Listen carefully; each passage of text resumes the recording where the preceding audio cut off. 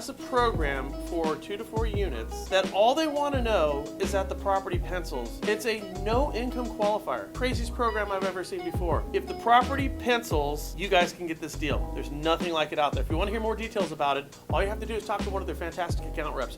Click this banner right over there and on with the show. So let's dust this one off. Haven't heard this song in quite some time, but turns out Wells Fargo got sued again. Now this time it's $250 million for reckless practices.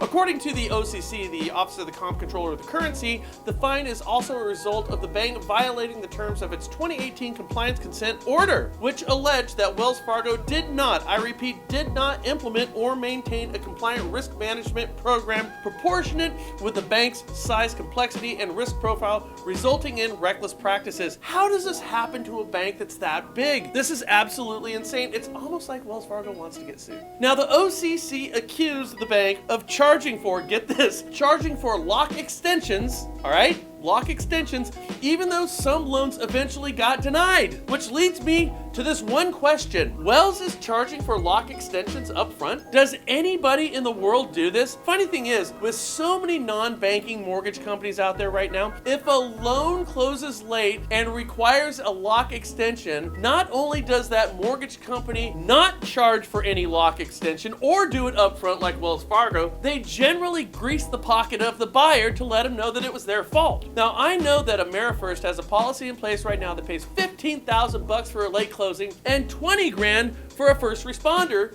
to the buyer. So for Wells to be charging extensions up front and then denying deals, I mean, how stupid is the brain trust at Wells Fargo? $250 million for reckless practices. I'm saying $250 million for general boneheadedness.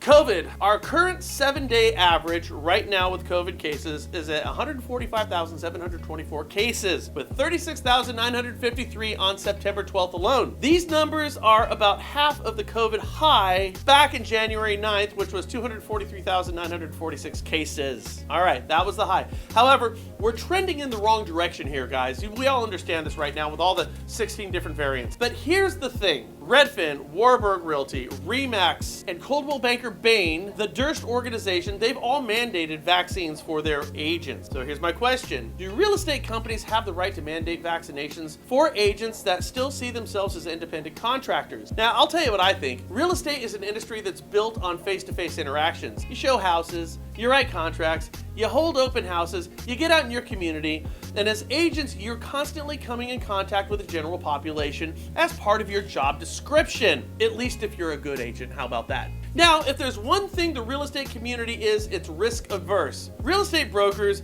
begin and end their day talking about steps to take to avoid any type of lawsuit. Really, do you think those contracts that you're signing right now need to be that thick? Everything that your client is signing right now in that contract package of yours is to protect you and your broker from your client. It doesn't protect your client, it protects you from them. Okay, so back to the point here. If you are not vaccinated and you get COVID and you hold an open house, and let's assume that you're asymptomatic, and you hold an open house or you show a home while contagious and not showing symptoms, I think a client might sue you for not disclosing that you have not been immunized. Now, I'm not saying this is going to happen, but for an industry that's totally freaked to death out about being sued, I'm surprised that all brokerages have not mandated vaccines already. Now, I'll tell you this right now. As we're trending in the wrong direction, we're going to start to see more and more brokers go down this road of mandating the agents who interface on a regular basis get vaccinated. How do you feel about that, agents? Are you going to do it? Or are you going to go take your wares and sell something else somewhere else?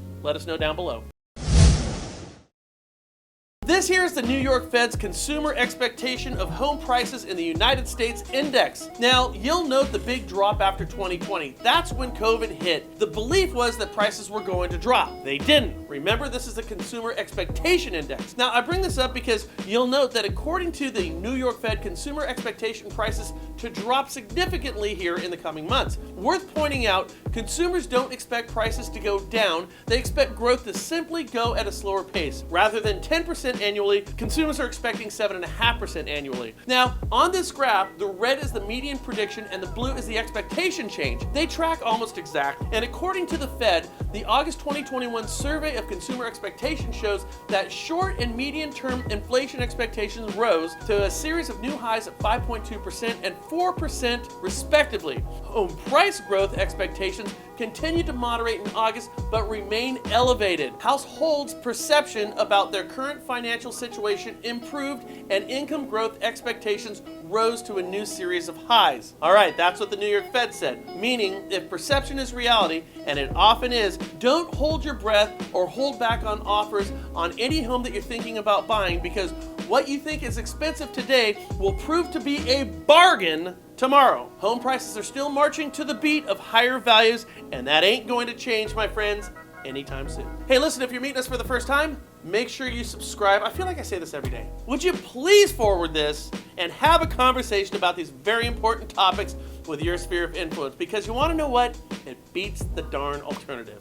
Catch you tomorrow. Later.